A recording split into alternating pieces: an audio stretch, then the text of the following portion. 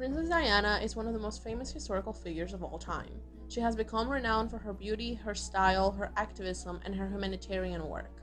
Diana's struggle with mental illness, an eating disorder, an unloving husband, and difficult in-laws have made millions of people across multiple generations relate to her in a way that few people in her position have done. Despite this, in the last few years, a small but loud group of people have taken it upon themselves to dismantle Diana's image as the people's princess and characterize her as someone who was difficult for the sake of being difficult, and who due to this would have never been happy and would not let no one else be happy no matter what. I am a part of a third, even smaller and less loud group of people that like to see Diana and her legacy for what it was, taking into consideration the historical context of her actions and behaviors, while acknowledging that explanations are not excuses. That is why in today's video we will be taking a look at the good and the bad parts of her life in an effort to take part on the humanization of Princess Diana.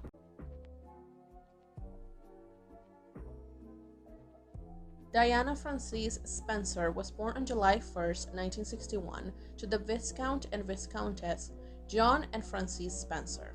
She was named after her mother and her many times grand-aunt, Lady Diana Spencer, Duchess of Bedford. Despite what the media portrayed at the time and since, Diana was an aristocrat. Not only was her father a Viscount and her great-aunt a Duchess, her family had been close to the royal family for decades. Both of her grandmothers, Countess Cynthia Spencer and Baroness Ruth Roche, had served as ladies-in-waiting to the Queen Mother. Diana was nicknamed Dutch as a child due to her Duchess-like attitude. She called Queen Elizabeth Aunt Lilibeth. Her family lived in a house that they leased from the royal family. She was playmate of Princes Andrew and Edward when she was growing up, and she was expected to eventually marry Prince Andrew. Diana became Lady Diana Spencer in 1975 after her father inherited the title of Earl, and like many aristocrats at the time, she was homeschooled by a governess until she started her formal education at a private school. Diana's parents divorced when she was 7. They had a lot of issues since before that, mainly due to the fact that all of their children were girls. They had a boy, but he unfortunately died 1 year before Diana's birth. This was a distress to the couple, so much so that her mother was sent to Harley Street Clinic in London to determine the cause of her quote-unquote problems. Diana lived with her mother in London during her parents' separation in 1967, but during that year's Christmas, her father refused to let her return to London, and shortly thereafter, he won custody of Diana with support from his former mother-in-law. In 1976, her father married Rayne, Countess of Dartmouth, with whom Diana had a particularly bad relationship. She resented Rayne, whom she called a bully, and on one occasion pushed down the stairs. She later described her childhood as very unhappy and very unstable. After attending a finishing school in Switzerland for 1 term and leaving after the Easter term of 1978, Diana returned to London, where she shared her mother's flat with 2 school friends. In London, she took a series of low-paying jobs, including being a nanny and a dance instructor for youth, until a skiing accident caused her to miss 3 months of work. She then found employment as a playground preschool assistant, did some cleaning work for her sister Sarah and several of her friends, acted as a hostess at parties, and worked as a nursery teacher assistant at the Young England School.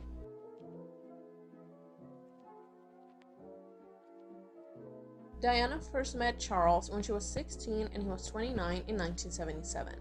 Charles and Diana were guests at a country weekend during the summer of 1980, where she watched him play polo, and he took a serious interest in her as a potential bride. The relationship progressed when he invited her to Balmoral Castle to meet his family one weekend in November 1980, where she was well received by the Queen Mother, and the Duke of Edinburgh.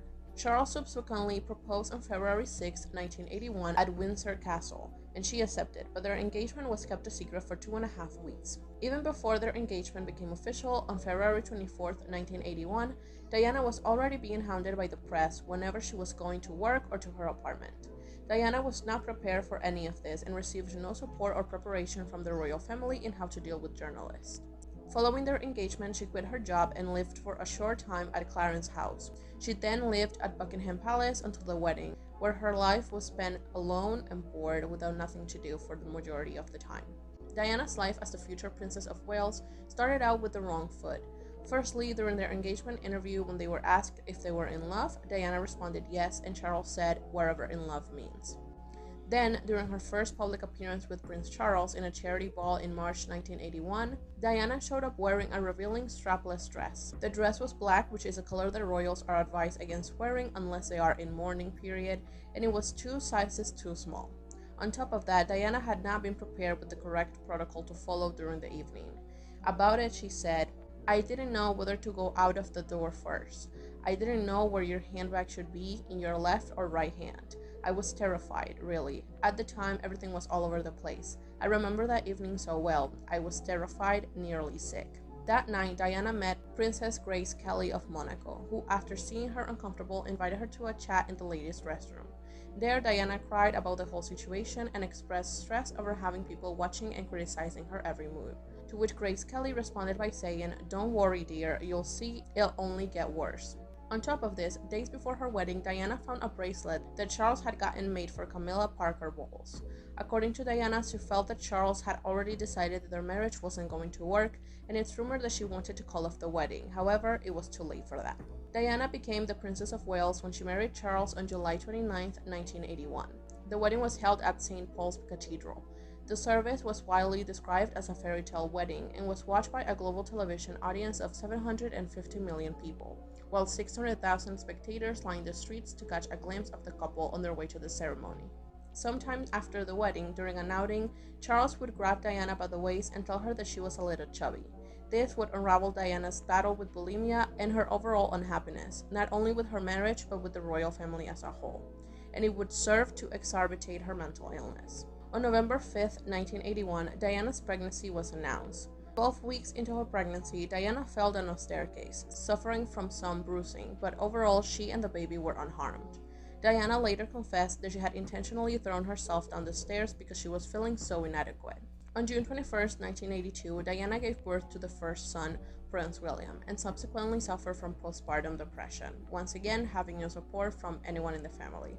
Diana decided to do things differently that the royal family had historically when it came to raising her children. So she decided to take William, who was still a baby, on her first major tour of Australia and New Zealand. This tour caused a lot of stress for the relationship between Charles and Diana, since she was all anyone could talk about, to the point that the entire trip was called Diana Mania, which made Charles jealous and angry, since he was the one who would be a future monarch and should be the center of attention. Despite this, it seems that the relationship got progressively better as time went on. Diana was adamant that she and Charles should be present for William's early life, which led to both of them spending a lot of time together and becoming closer. Sadly, this wouldn't last forever. On September 15, 1984, Diana gave birth to Prince Harry. According to Diana, she and Charles were closest during her pregnancy with Harry. However, she was aware that their second child was a boy, but didn't share this information with anybody else, including Charles, since she knew that he wanted a girl. It is said that when Harry was born, Charles' first sentence was, "Oh God, it's a boy," and this basically marked the beginning of the end for them. Diana gave her sons wider experiences than was usual for royal children. She rarely deferred to Charles or to the royal family and was adamant of certain things regarding the children. She chose their first names, dismissed a royal family nanny, and engaged one of her own choosing, selected their schools and clothing, planned their outings, took them to school herself as often as her schedule permitted, and organized her public duties around their timetable. In 1986, Charles resumed his relationship with Camilla. Diana eventually confronted Camilla about her and Charles' extramarital affair, and Camilla's response was to tell her that she should be happy because she is the one that will be the future queen and the one that has kids with Charles. In November 1992, the Camillagate tapes were leaked. These are the tapes where Charles says that he wishes that he could be Camilla's tampon. And the next month, in December 1992, Prime Minister John Major announced that Charles and Diana were separating. Although she blamed Camilla for her marital issues, Diana began to believe that her husband had also been involved in other affairs. In October 1993, Diana wrote to her butler, telling him that she believed her husband was in love with his personal assistant, Tiggy Legg Burke, who was also his son's former nanny, and was planning to have her killed to make the path clear for him to marry Tiggy. Prince Charles tried to get the public on his side by a televised interview with Jonathan Dimbleby on June 29, 1994, where he said that he rekindled his relationship with Camilla in '86, only after his marriage to Diana had been broken down, and that he did try to stay faithful to Diana. On November 20th, 1995, Diana gave an interview to the BBC where she discussed her own and her husband's extramarital affairs. Referring to Charles' relationship with Camilla, she said, "Well, there were 3 of us in this marriage, so it was a bit crowded." She also expressed doubt about her husband's suitability for kingship, her battle with depression, her bulimia, and her self-harm. A month later, on December 20th, Buckingham Palace announced that the Queen had sent letters to Charles and Diana advising them to divorce. It was decided after 2 weeks of talks, and in July 1996, the couple agreed on the terms of their divorce. Diana lost the title Her Royal Highness and instead was styled Diana, Princess of Wales. The Queen reportedly wanted her to continue to use the Royal Highness style, but Charles insisted on removing it. However, as the mother of the prince expected to one day ascend to the throne, she continued to be regarded as a member of the royal family. After her divorce, Diana was allowed to keep some of her privileges, including an allowance to run her private office, which was responsible for her charity work and royal duties. But from September 1996 onwards, she was required to pay her bills and any expenditure incurred by her or on her behalf. She continued to have access to the jewelry that she had received during her marriage and was allowed to use the air transport of the British royal family and government. Diana was also offered security by the Metropolitan Police's Royalty Protection Group, which she benefited from while traveling with her sons, but had refused it in the final years of her life in an attempt to distance herself from the royal family. During and after her time as an official member of the royal family, the main reason that she was revered and beloved for by the public was her activism. Some of her patronages include charities and organizations who work with the homeless, youth, drug addicts, and the elderly. Her patronages also include Landmine Survivors Network, the British Red Cross Youth, the Malcolm Sargent Cancer Fund for the Children, the Royal School for the Blind, the British Deaf Association, for which she learned sign language, the British Sports Association for the Disabled, and the Preschool Playgrounds Association. Diana's most memorable humanitarian work are the ones that she did in regards to AIDS and landmines. Diana began her work with AIDS patients in the 1980s. She was not adverse to making physical contact with AIDS patients and was the first British royal figure to do so. In 1987, she held hands with an AIDS patient in one of her efforts to destigmatize the condition. Diana noted, "HIV does not make people dangerous to know. You can shake their hands and give them hugs. Heaven knows they need it. What's more, you can share their homes, their workplaces, and their playgrounds and toys." To Diana's disappointment, the Queen did not support this type of charity work, suggesting that she should get involved with something more pleasant. In January 1997, pictures of Diana touring an Angolan minefield in ballistic helmet and flak jacket were seen worldwide. During her campaign, she was accused of meddling in politics and called a loose cannon by Earl Howe, an official in the British Ministry of Defense. Despite the criticism, Halo stated that Diana's effort resulting in rising international awareness about landmines and the subsequent suffering caused by them. Diana dated the British-Pakistani heart surgeon Hasnat Khan, who was called the love of her life by many of her closest friends after her death, and she is said to have described him as Mr. Wonderful. Khan was intensely private, and the relationship was conducted in secrecy, with Diana lying to members of the press who questioned her about it. The relationship lasted almost 2 years, with differing accounts of who ended it. She is said to have spoken of her distress when he ended the relationship. However, according to his testimony at the inquest into her death, it was Diana who ended the relationship in the summer of 1997. Within a month, Diana began a relationship with Dodi Fayed. That summer, Diana had considered taking her sons on a holiday to the Hamptons on Long Island, New York, but security officials had prevented it. After deciding against a trip to Thailand, she accepted Fayet's invitation to join his family in the south of France, where his compound and large security detail would not cause concern to the Royal Protection Squad. Mohammed Al Fayed brought the Jonical, a 60-meter multi-million-pound yacht on which to entertain Diana and her sons in the last holiday that she spent with them. On August 31, 1997, Diana died in a car crash in Paris, while the driver was fleeing from the paparazzi. The crash also resulted in the death of her companion Dodi Fayed and the driver Henry Paul, who was the acting security manager of the Hotel Ritz. As we know, they were fleeing the paparazzi, and it's rumored that instead of trying to help, the paps launched on top of the car in order to take photos, which they then tried to sell for £3 million. In February 1998, Mohammed Al Fayed publicly said that the crash had been planned and accused MI6 and the Duke of Edinburgh of causing it. An inquest started in London in 2004 and continued until 2007 and 2008, attributed the crash to grossly negligent driving by Paul and to the pursuing paparazzi, who forced Paul to speed into the tunnel. In 1999, it was revealed that Diana had been placed under surveillance by the National Security Agency until her death, and the organization kept a top-secret file of her containing more than 1,000 pages. Before and especially after her death, Diana had remained a public figure revered and glorified. Her style has made her a fashion icon, her activism and humanitarian work have made her a saint, and her death and the conspiracies surrounding it have made her a martyr. It is undoubtable that despite her privileges, Diana struggled a lot, and that in spite of this, she remained an incredibly humble and compassionate person, something that has made millions of people, including those of us who were not alive when she was, love her and want to protect her image and legacy in a way that we couldn't when she was alive. However, in the last couple of years, anti-Diana sentiment has become bigger and louder than it ever was.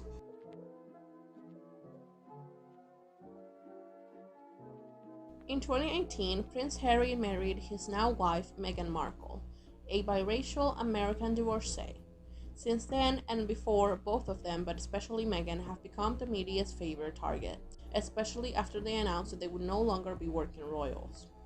Every single decision that they make is scrutinized and villainized, even if the royal family has done the exact same thing. For example, they are hated for working but are also hating for complaining about not having paid security. You get the gist. They can win. They are the British media's favorite punching bag. I'm not saying that they are perfect or that they don't deserve criticism. I'm not a Harry and Meghan fan, but the media has crossed the line multiple times, in my personal opinion. Now, you're probably wondering, why am I talking about them in a video about Diana? Well, in the last couple of years, as Meghan and Harry have spoken not only about the way that the media has treated them, but also alleged mistreatment from the royal family and the firm, a lot of people have compared this situation to that of Diana's. And in order to dismiss the allegations brought upon by Harry and Meghan, some people have decided to dismiss the suffering that Diana went through, while others have decided to blame her entirely and remove any responsibility from the rest of the royal family. So, as we know, a big part of the story of Diana is Charles' affairs with Camilla. As I mentioned, she found out about it a few weeks before her wedding and wanted to call it off. Camilla was invited to the wedding and she eventually confronted her about it. I think the worst part about it is that all throughout her marriage, Camilla was always present. Even if she and Charles were not having an affair during those times, she was still there. Diana, basically in response to this affair, started to have affairs of her own, most of which have been pretty much buried by the media with the exception of one. In 1986, Diana began a relationship with Major James Hewitt, the family's former riding instructor. She apparently told Harry and William that she was just learning how to ride and that they, especially William, were very upset with her when they found out about their relationship. The media later speculated that Hewitt was Harry's father based on the alleged physical similarities between them, but this has been denied and it wouldn't make sense since Harry was born 2 years before their affair began. This affair, alongside Charles and Camilla's, was later exposed in May 1992 with the publication of Andrew Morton's book Diana, Her True Story. In 1991, Diana took part in secret interviews in which she talked about her marital issues and difficulties, which were later recorded and used as a source for Andrew's book. In 1994, Diana's affair with James was exposed in detail in the book Princess in Love, with James acting as the main source. Diana was evidently disturbed and outraged when the book was released, although the writer claims that James had acted with Diana's support to avoid having the affair covered in Andrew's second book. Tape recordings of Diana and James Gilby were made public in August 1992, and transcripts were published the same month. In this call, which was deemed as Squiddygate, Diana talks about being afraid of being pregnant again. She expresses worry that a meeting between the two will become public knowledge. She talks about her kind of feud, for lack of a better word, with the royal family, and the two flirt back and forth throughout the call. Diana was also linked to the married art dealer Oliver Hoare, rugby union player Will Carling, Barry Manaki, and private equity investor Theodore J. Diana was a very jealous and insecure person for obvious reasons, and as mentioned earlier, she thought that Charles was having an affair with her son's nanny, whom Charles had hired as a companion for the boys while they were in his care. Because of this jealousy, Diana accused Tiggy of having aborted Charles' child. After this, Tiggy instructed her lawyer to demand an apology. In 1995, Diana gave the BBC interview that eventually led to her divorce from Charles. This, as mentioned earlier, is the interview in which she says that there are 3 people in her marriage and calls into question how prepared or interested Charles is in the role of king, something that a lot of people claim greatly contributed to people's distrust and dislike of Charles as a future monarch. Diana's abilities as a mother have been called into question, despite the fact that everybody who knew her has nothing but positive things to say to her in regards to how good of a mother she was to her children and how much she loved them. The author Penny Junor, in her book Prince William Born to be King, says that Diana was actually a manipulative and damaging mother. She said, The reality was that Diana was not always as warm and demonstrative in private as she was in public. Away from the cameras, the boys saw the extremes of her moods and were often frightened and bewildered by them. She just didn't know how to be a mother. In the same book, she talks about her relationship with Charles and basically paints him as a blameless victim and her as a monster. She said his wife needed constant reassurance, constant attention, constant love, but Charles had no idea how to cope. He became prone to temper tantrums, for which he didn't always apologize, but he did everything she asked. He got rid of loyal staff whom she said she didn't like, gave away the faithful dog she couldn't stand, and stopped seeing the friends that she neither liked nor trusted, but nothing seemed to make her happy. As mentioned earlier, Diana was hounded by the press from the moment that she was found out to exist, and she was given no type of preparation on how to deal with them, so she had to learn on her own.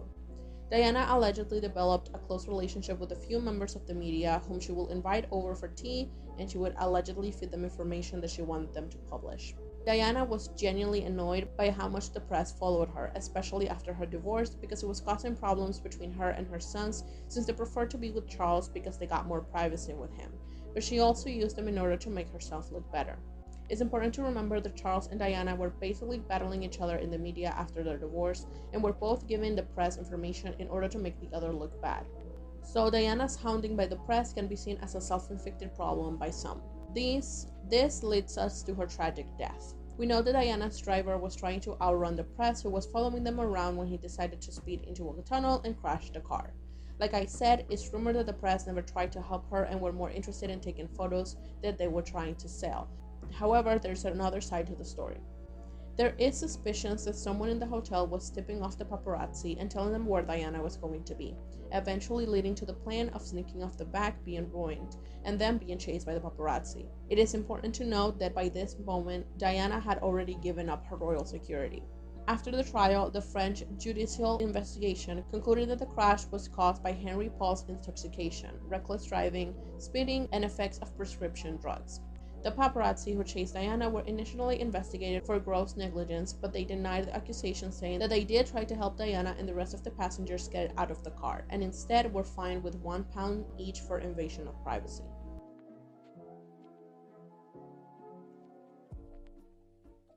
Princess Diana is an incredibly interesting figure that causes people to reach a level of passion, whether positive or negative, that few others can.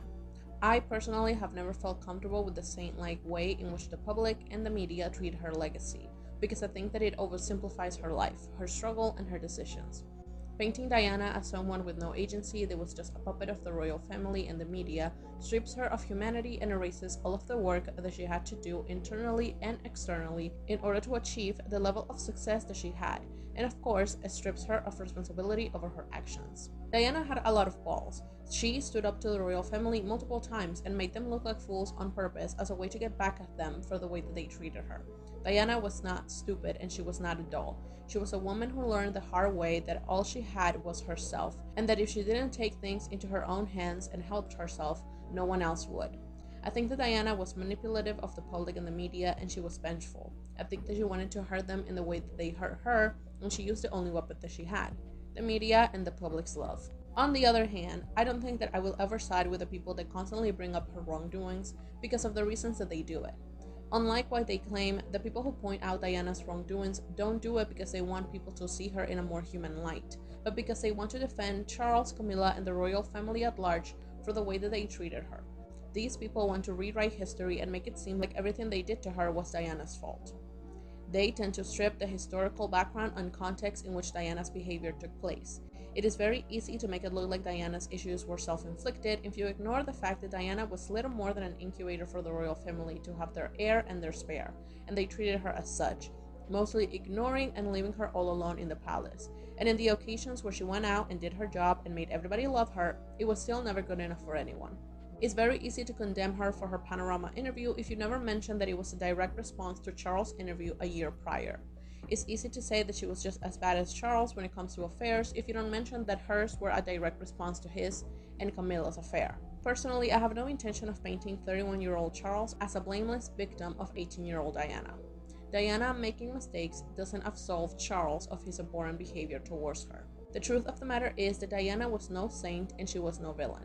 She was a vulnerable 18-year-old girl that was thrown in a situation that she was not prepared for, with people who didn't care to prepare her for it, and had to do the best that she could with the resources and circumstances that she had. I believe that she was someone who genuinely wanted to help others, and I believe that she did it because she genuinely wanted others to have better lives, and she wanted them to feel like they had someone to support them.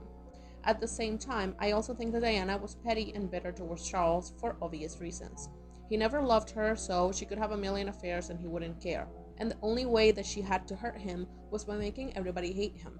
And don't get me wrong, Diana is not the sole nor main reason why people hate Charles. He was hated before her. If anything, marrying her probably made him more likable. But I do think that Diana played the media and that she played off the naive and unassuming role during her public appearances. And I say play up because I think that there was truth to it. I think that to some degree she was very immature, but I also think that she was very cognizant of her decisions and she was exaggerating this behavior. Ultimately, I don't think that most historical figures should be talked about in binaries, especially someone like Diana, who we know had a number of mental illnesses and personal struggles. She was a flawed human being that, like I said, did the best that she could with what she had, and sometimes her best wasn't good enough, but at least she tried. I think that it's time that as a society we start to see her and others as human beings. We make mistakes, sometimes we react to things in a way that, while sensical and even warranted, still aren't right. We try to get justice for ourselves and sometimes in the process hurt others. We are good people and we are bad people simultaneously. That's who Diana was. She was a human that at her worst manipulated and used others to get what she wanted, who had a bit of an eye for an eye mentality and would go to great lengths to avenge herself. But she was also a great human that did incredibly good for millions of people, who inspired millions more to do the right thing for others, who did everything she could to make sure that others never felt that they were invisible or unimportant, to make others feel like they always had someone there to cheer them up and help push them forward, and someone whose contribution to society can never be erased.